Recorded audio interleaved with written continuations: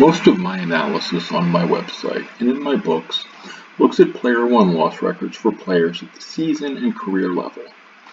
But player win-loss records are actually constructed at a game-by-game, really a play-by-play level. So in this video, let's look at a game. Specifically, let's look at the game played by the San Diego Padres and Colorado Rockies at Coors Field on October 1st, 2007. After the games of September 15th, 2007, the Colorado Rockies were in 4th place in the NL West with a record of 76-72, 4.5 games behind the San Diego Padres for the NL wildcard. The Rockies seemed well positioned to post their first winning record in 7 seasons, but seemed unlikely to make the postseason for the second time in their history. The Padres closed the season by winning 9 of their final 12 games that didn't involve the Rockies. Unfortunately for them, they went 0-3 against the Rockies. They were in excellent company in that, though, as the Rockies closed the regular season by winning 13 of their final 14 games, erasing all of the Padres' wildcard lead and forcing a game 163 between the two teams at Coors Field on Monday, October 1st, 2007.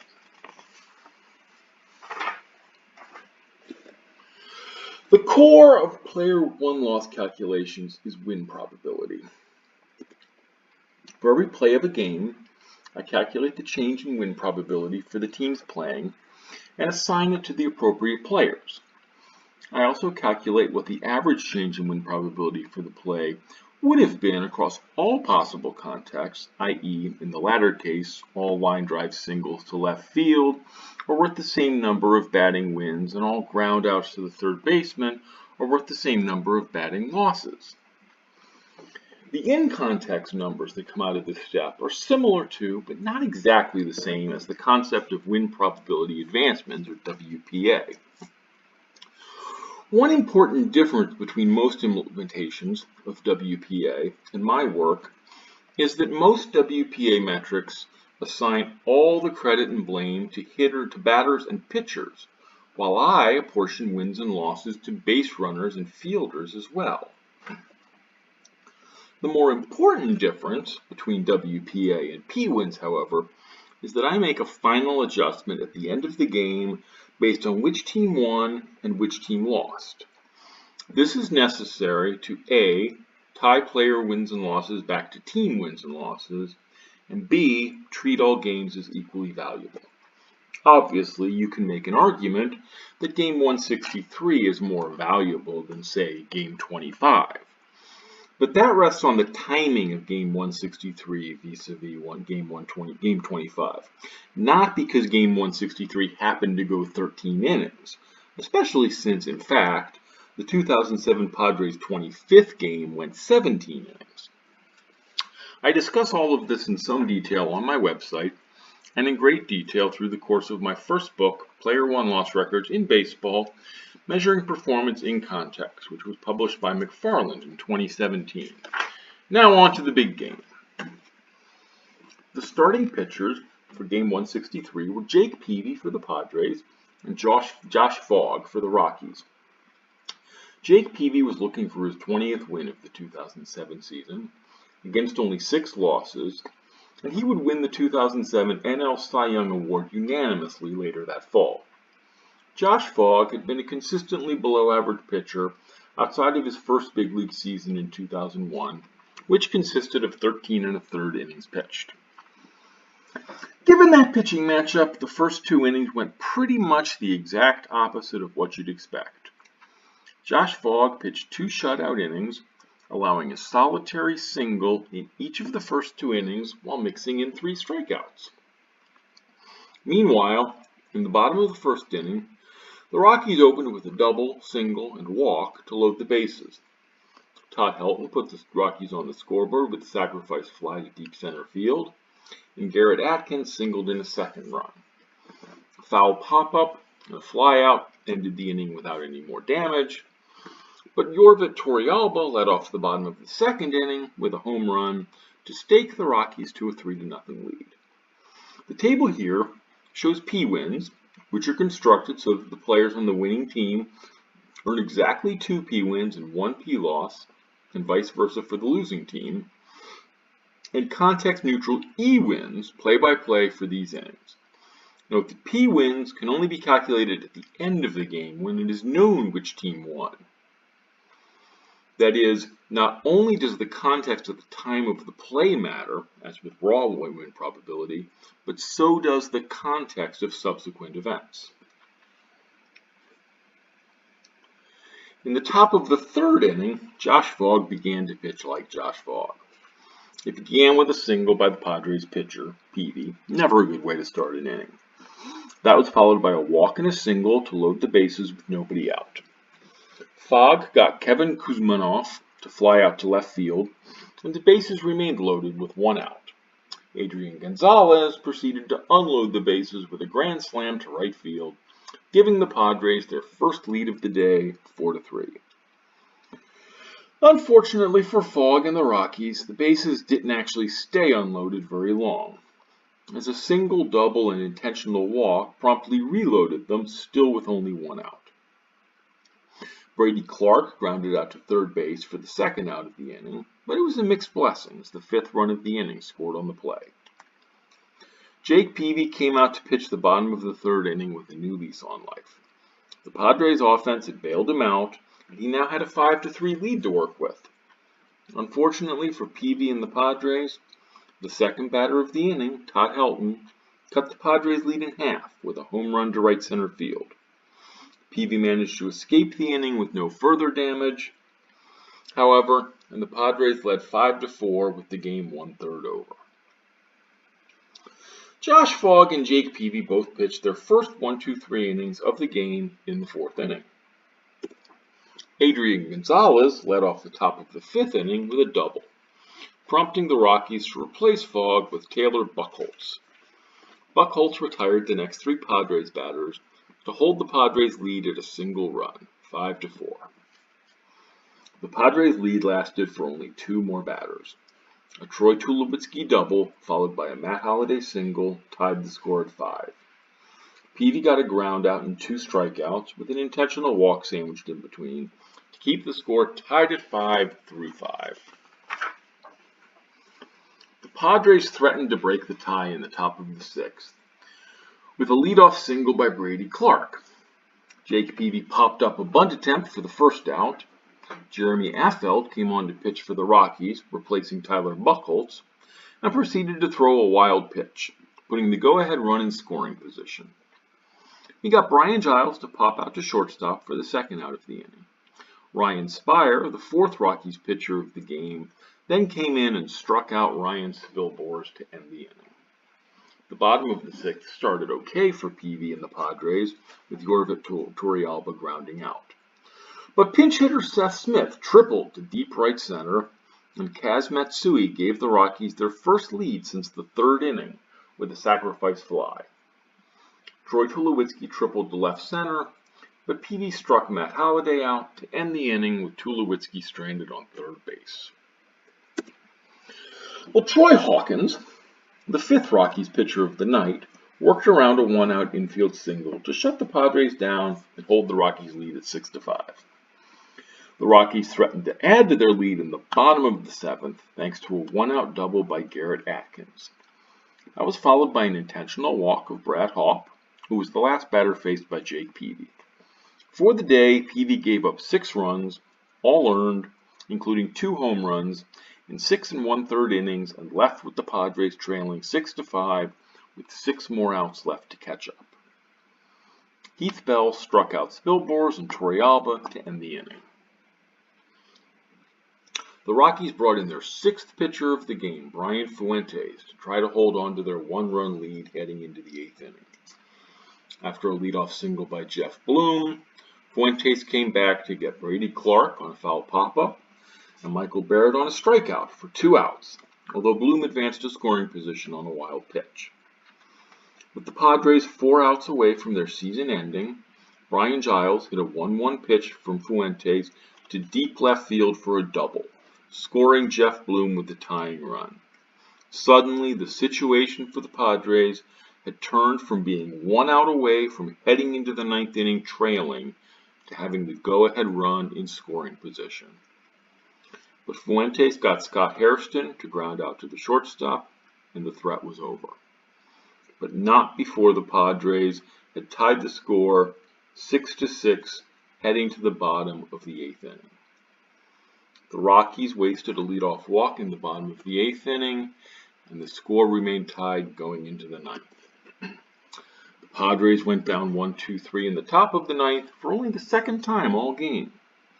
The Rockies managed a 2-out walk in the bottom of the 9th, but no more, as Heath Bell completed a pitching stint in which he retired 8 of the 10 batters he faced with 2 walks and 5 strikeouts. On to extra innings. The Rockies brought in their 8th pitcher of the game. Manny Corpus had pitched the 1-2-3 9th inning, Matt Herges. Herges got the first 2 Padres of the inning before walking pinch hitter Tremel Sledge and giving up a single to Michael Barrett. But Herges got Brian Giles to ground into a force play to end the inning. The bottom of the 10th inning was the second inning of the game that saw the Rockies go down 1-2-3. And so the game moved on to the 11th inning. The 11th inning started dubiously for the Rockies, with Scott Hairston reaching on a throwing error by Jamie Carroll. Kuzmanov bunted Hairston to second base. An intentional walk to Adrian Gonzalez brought Khalil Green to the plate with the go-ahead run in scoring position and only 1 out. Green promptly hit a weak ground ball to Carroll, who made up for his error by starting a 5-3 double play to end the inning. In the bottom of the 11th, after 2 quick outs, the Rockies put runners on first and second, bringing Brad Hawk to the plate. The Padres brought in Joe Thatcher to face him, the Padres' 4th pitcher of the game. Thatcher struck Hawk out swinging, and the game moved on to the 12th inning. The 12th inning was probably the most uneventful inning of the game since the teams traded 1-2-3 innings in the 4th. Morgan Ensberg led off the top of the 12th with a walk, but the 2 teams combined for 6 straight outs after that to end the 12th inning, with the score still tied 6-6. The Rockies started the 13th inning with their 9th pitcher of the game. This game was being played with expanded September rosters, Jorge Julio. As in the 12th inning, the Padres led off the top of the 13th with a walk. This time, however, he was not stranded, as Scott Hairston followed with a 2-run home run to finally break the tie. Chase Headley singled, and that was it for Julio. The Rockies' 10th pitcher, Ramon Ortiz, retired the Padres in order, but the damage was done. The Padres were 3 outs away from the playoffs, heading to the bottom of the 13th inning with an 8-6 lead. In to pitch the bottom of the 13th inning for the Padres was the man who held the Major League record for career saves at the time, including 42 saves in 2007, Trevor Hoffman. One thing that the Rockies did have going for them was that they were sending up the top of their batting order. Kaz Matsui greeted Hoffman with a double to right center field. Troy Tulowitzki followed with a double to left center, and the Rockies were within a run, 8-7. On the next pitch, Matt Holliday sent a fly ball to deep right field, over the head of Brian Giles for a triple, scoring Troy Tulowitzki with the tying run and putting the winning run 90 feet away with nobody out for the Rockies.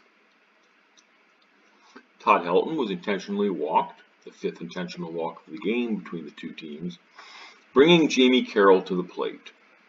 Carroll could easily have been the GOAT of this game earlier, when his throwing error leading off the top of the 11th inning. He had already evened the scales that inning by starting the inning double play. Now was his chance to move firmly into positive territory, and he did so, barely. His fly ball to right field was caught by Brian Giles.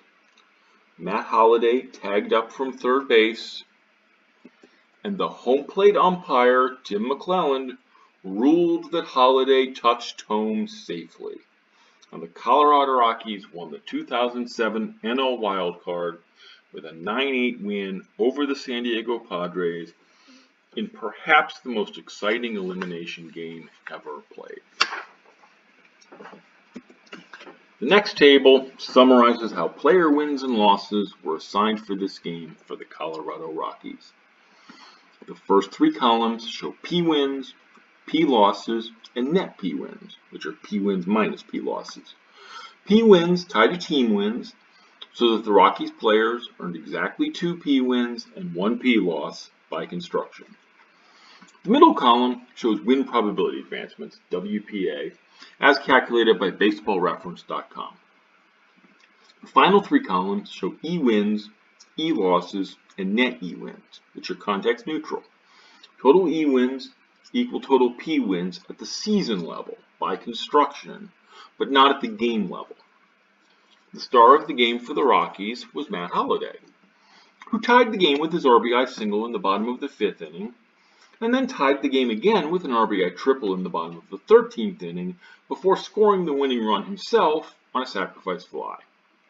Other key contributors for the Rockies included Troy Tulowitzki, who scored both game-tying runs that Holliday drove in, as well as scoring a third run and driving in one, and Matt Hergis, who pitched 3 scoreless innings.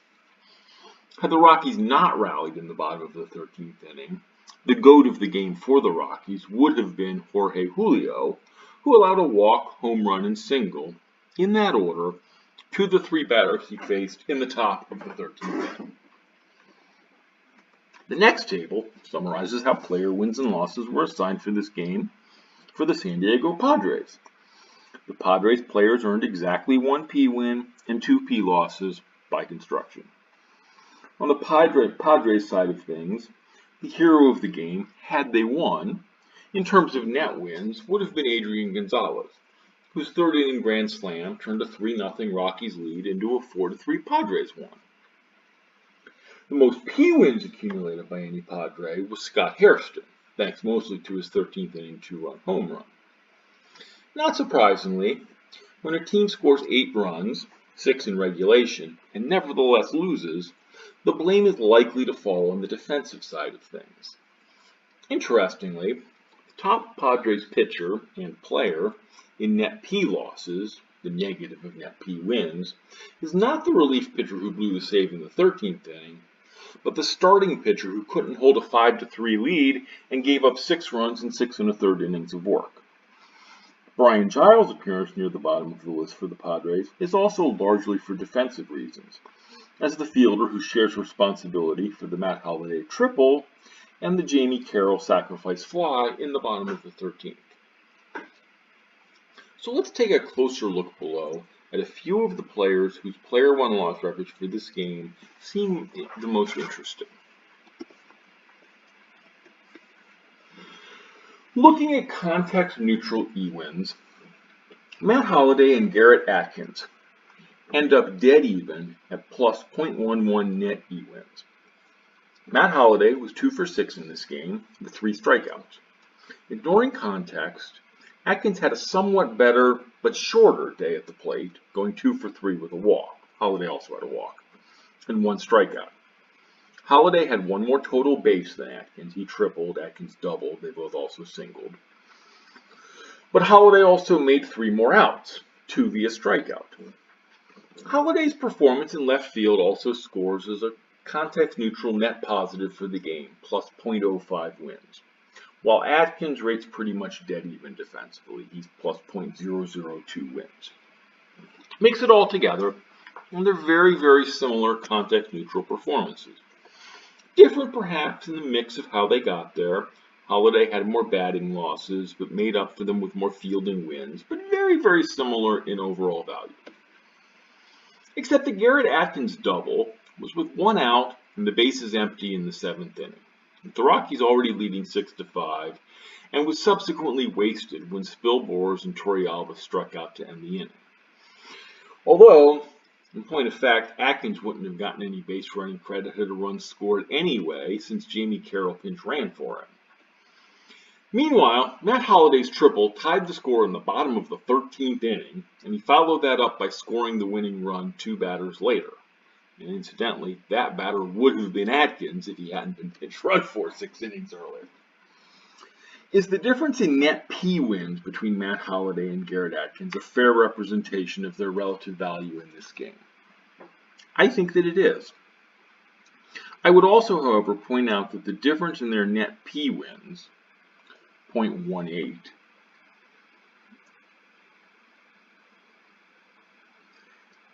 is far less than the difference in their WPA, which is 0.32 wins, which, in my opinion, overvalues Matt Holliday's late inning heroics at the expense of the early inning events by Atkins and others that made those late innings possible. According to BaseballReference.com's account of this game, Brian Fuentes' performance was worth minus 0.12 WPA. This makes some sense, as Fuentes was the only Rockies pitcher of the night to be charged with a blown save. I actually credit Brian Fuentes with a net positive performance in context and a dead average context-neutral performance. That seems odd. Brian Fuentes pitched the entire top of the 8th inning. That inning went as follows: line drive single, foul pop-out, strikeout, wild pitch, fly ball double, ground out. It's not hard to see the average context neutral rating. Fuentes basically gets full credit for the pop-out and the strikeout.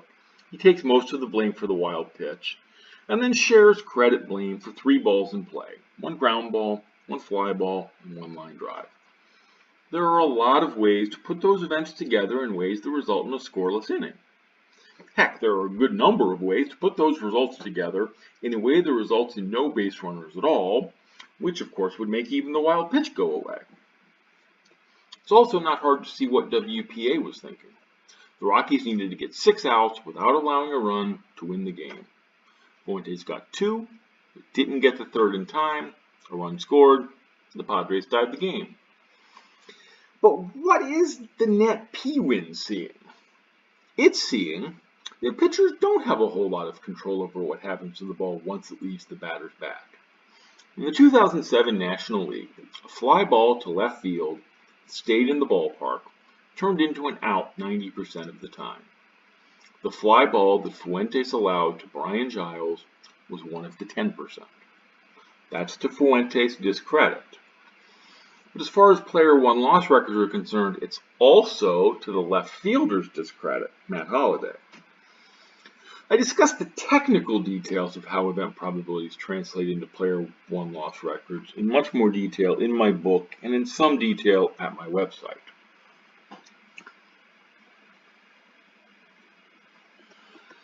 The story is similar for Trevor Hoffman.